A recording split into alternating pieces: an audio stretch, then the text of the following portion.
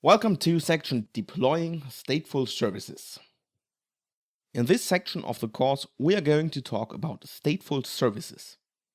What's that, you may ask yourself? So, before talking about anything else, let's have a look at what stateful services actually are. Up until now, we have only worked with stateless services. These consist of pods that do not have any kind of internal state that would need to be stored.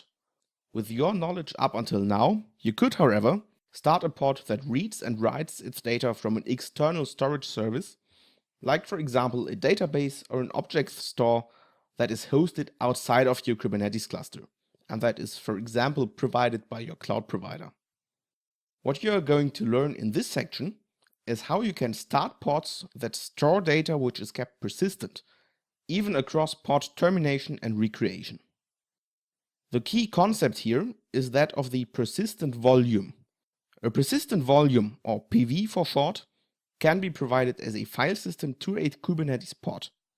Its lifecycle is independent of that of the pods using it. That means if you delete a pod using the volume will still stay there even if you have deleted the pod. This is quite important. As you may remember from the previous section, pods are deleted and created quite regularly in Kubernetes. For example, when a deployment is scaled up or scaled down, or a rolling update is triggered. In any of these cases, you would want the data managed by a pod to persist, even if the original pod does not.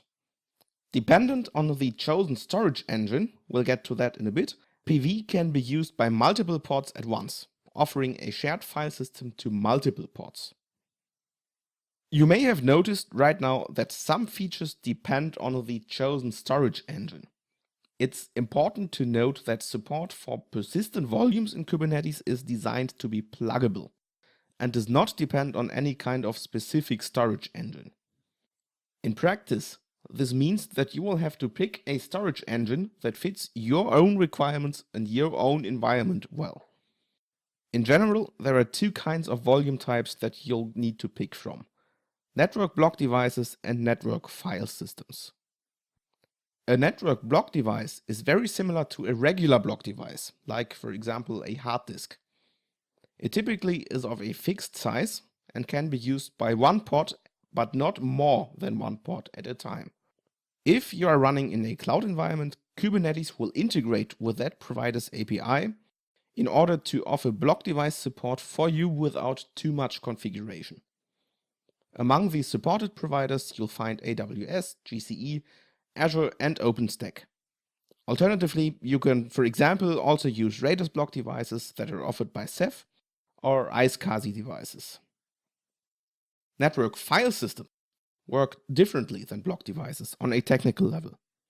In practice, they are often slower than network block devices, but can be used by multiple pods at the same time. Network file systems offered by your cloud provider include, for example, the AWS Elastic File System and Azure Files. Self-hosted example includes software like CephFS and GlusterFS, and also the good old NFS. On a final note, please note that setting up solutions like Ceph or other self-hosted software will be considered out of scope for this course. If you are interested in learning more about Ceph, have a look at the book linked in this slide. Also, please note that you are not limited to using just one storage engine in your cluster. You can mix different engines as you see fit. For a full list of supported storage engine, you can also have a look at the official Kubernetes documentation.